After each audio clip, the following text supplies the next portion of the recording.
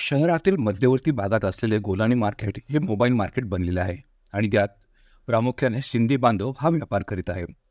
यात काही लोक अनेक वर्षांपासून मोबाईलचा व्यवसाय करीत आहेत। 2016 मध्ये टेलिकम्युनिकेशन बिझनेस संदर्भात एक अध्यादेश काढून भारताच्या बाहेरून आलेल्यांना अध्यादेश अंतर्गत येणाऱ्या व्यवसाय करता येणार नाही असे म्हटले होते। याचाच आधार घेत जळगावतील काही सिंधी बांधवांना FRO म्हणजे फॉरेन रजिस्ट्रेशन ऑफिस या विभागाने देश सोडून जाण्याच्या नोटिसा बजावल्या होत्या। मात्र यावर आता स्थगिती आली आहे अशी माहिती माजी आमदार गुरमुख जगवानी यांनी सांगितली की 15 दिवसापूर्वी या नोटिसा बजावल्या गेल्या होत्या, त्यामध्ये त्या जळगावमध्ये देखील आल्या होत्या। त्यावर आम्ही केंद्र सरकारकडे दाद मागितली आणि त्यानंतर या नोटिसांना स्थगिती मिळाली आहे अशी त्यांनी एका वृत्तपत्राला माहिती दिली आहे। ज्या दिवशी या नोटिसा मिळाल्या त्यात एक गोलानी मार्केटमधील मोबाईल दुकानदार देखील असल्याचे बोलले जात होते। या मोबाईल दुकानदाराला जशी नोटीस मिळाली तसं दिवसभर गोलानी मार्केटमध्ये एक जोरदार चर्चा सुरू होती। अशातच या दुकानदाराने आपल्या दुकानाचे शटर लावून ज्यांच्याकडून मोबाईल घेतले आहे त्या व्यापाऱ्यांना मोबाईल परत केल्याचे बोलले जात आहे आणि दुकानातून एक भली मोठी बॅग भरून गेल्याची चर्चा देखील मार्केटला होती। या दुकानदाराने मात्र त्याच्या दुकानातील अनेक कागदपत्र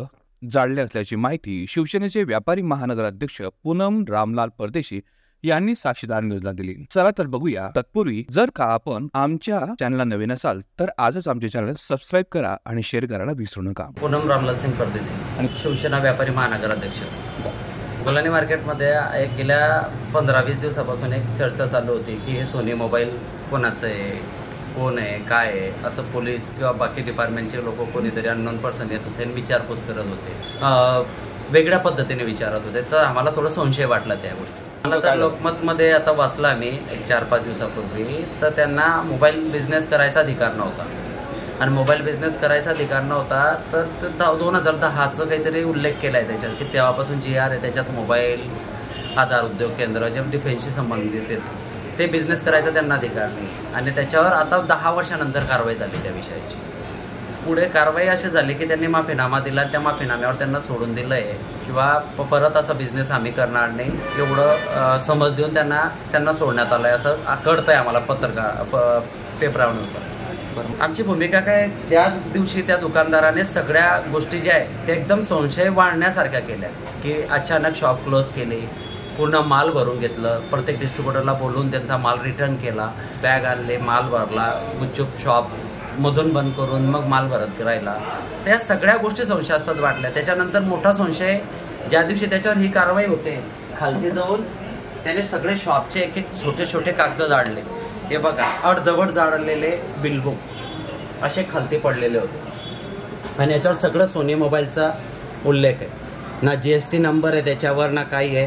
तर याने गव्हर्नमेंटचा नेमका किती टॅक्स बुडवला आहे याची पण चौकशी व्हावी आणि 10 वर्षात त्याने सिम कार्ड वगैरे कोणाकोणाला विकले तर त्याच्यातून भारताचं काही नुकसान होणार नाही याची खबरदारी माझ्या गव्हर्नमेंटने घ्यायला पाहिजे। माझ्या मार्केटमध्ये भरपूर सिंधी बांधव इथं राहतात, इमानदारीने बिझनेस करतात, त्यांच्याशी मला काही राग रोष नाही आहे, पण जे अवैधरित्या असं शासनाची फसवणूक करतात, भारतात येण्याचे त्यांचे काही नियम ठरवलेले त्या नियमाला धरून ते जर बिझनेस करत नसतील तर त्यांना फक्त एक समज देऊन सोडणं कितपत योग्य आहे। मला गोलानी मार्केटमध्ये चांगल्या हेतूने व्यापार करणाऱ्या शिंदे बांधवांबद्दल नेहमी चांगली भावना आहे। त्यांनी चांगला बिझनेस करावं आणि त्यांना बिझनेस करत असताना काही पण अडचण आली तर मी कायमस्वरूपी त्यांच्या सोबत उभा असतो, पण जे चुकीच्या पद्धतीने देशाला नुकसान होईल असं काही काम करत असेल तर त्यांच्या विरोधात मी सर्वात पहिले राहील हे पण नक्की आहे।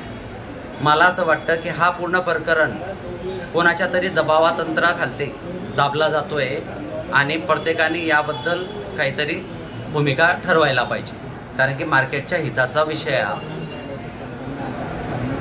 माझी आणि माझ्या पक्षाची अशी भूमिका असेल की माझ्या पक्षाकडनं मी नाही का या गोष्टीचा पाठपुरावा जर समाधानकारक नाही झाला आणि माझ्या मार्केटच्या आणि माझ्या देशाच्या हिताचा नसेल तर मी याच्याबद्दल काहीतरी आंदोलन करणार आहे, माझा कडक इशारा आहे। यात सर्वात महत्त्वाची बाब म्हणजे जे लोक टेलिकम्युनिकेशन मोबाईल शॉपचा व्यवसाय करीत होते त्यांना या नियमाची माहिती नव्हती का असा प्रश्न या ठिकाणी उपस्थित होत आहे। गेल्या अनेक वर्षांपासून जे लोक व्यवसाय करीत आहेत त्यांनी केंद्राकडे त्यांची बाजू मांडली आणि नोटिफिकेशन बाबत पुरेशी माहिती नव्हती म्हणून हा व्यवसाय करीत असल्याचे सांगून यापुढे हा व्यवसाय करणार नाही असा माफीनामा FRO ला लिहून दिला आहे।